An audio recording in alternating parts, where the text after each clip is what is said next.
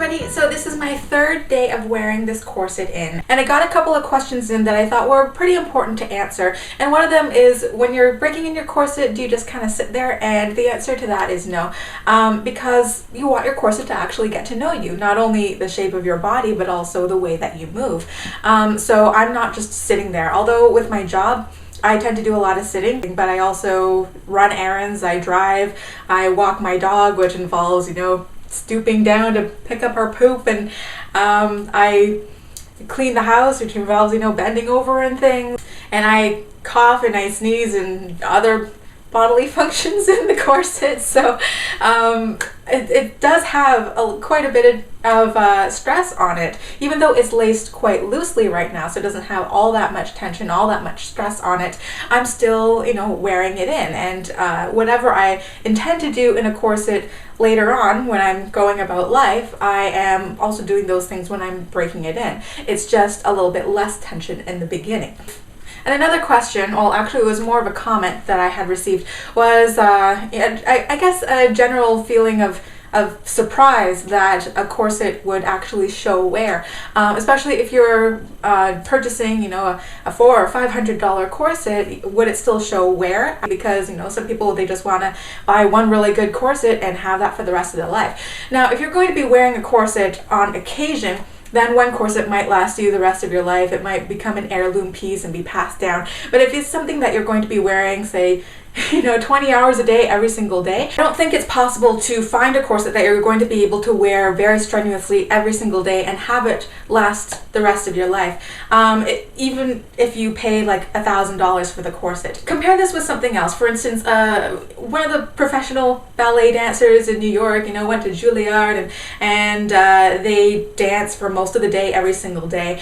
Even if they buy the most expensive ballet point shoes that they can possibly find, they're still probably going to replace their shoes, maybe every 3 months or something. So just because you pay more for something doesn't necessarily mean that it's going to last the rest of your life. It means that it's going to fit you better. It should fit you better. It should be better quality materials, and it won't have to be so thick. It can be slightly more lightweight. It's going to be more comfortable and safer for you overall. But that doesn't necessarily mean that it's not going to show any wear, or that it'll last you for the rest of your life. So how I'm feeling in this corset today, it feels considerably more comfortable than the first or second day that I put it on. And actually, that's not all that descriptive. I'm feeling that the rib cage is beginning to ease around me. More like with the second day, or more so than the second day, I am actually beginning to feel it cup my lower ribs and actually, just kind of gently contour to it instead of applying pressure on it. Even though I'm laced just a little bit smaller today than I was yesterday, because my natural waist is a little bit smaller today. When I first put on the corset, I actually felt most of the pressure on my obliques, on the sides, and that's typical of corsets in general. But as I'm wearing it in more, I'm feeling more, it's a gentle reduction. It's a more comfortable reduction, a more comfortable and uniform pressure around the sides of my waist. Today, what I'm feeling more is a little bit on the back. That is probably, like the next area that needs to be loosened up a little bit more. And I do have to be careful about that. And I'm still checking it regularly and adjusting the backbones to make sure that they're still straight and even, they're not bending. As you wear in your corset, you might actually feel that it's applying pressure to different areas as the corset gets used to you and as you get used to the corset. So how this corset is after the third wear-in is basically a lot of the same things that I had mentioned in my previous videos, except a little bit more so. Like the shape along the back is, you can see if I put the top and bottom flush against each other, there's like about a 1/4 inch little gap right there where the fabric wants to kind of move in opposite directions right there. You can also begin to see the start of that in the other direction at the bust right there, where the fabric wants to kind of bend in that direction because the tension is going in that direction. But there are no seams that have ripped or anything, and actually the bust right here, this middle knob is set right at the waistline so that you have the corset itself clasped at the point of highest tension. which is actually good, because if the bust were offset a little more up or down, then what you would have is basically a gap where there's no support. So that part is actually looking good. The seams themselves and the boning channels, they look more wobbly when they're off the body.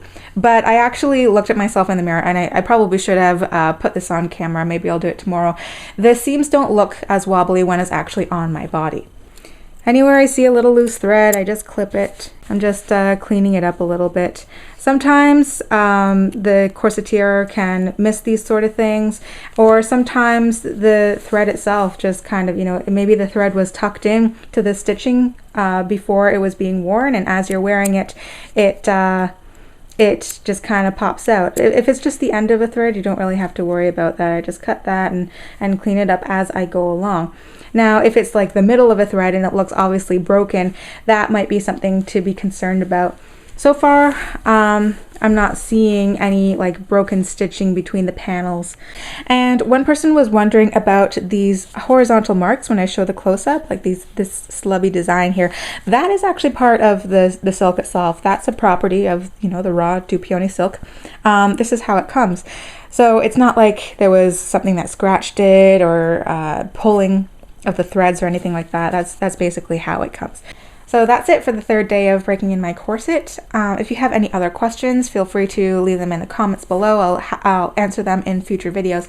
And I'll see you guys for day 4. Bye.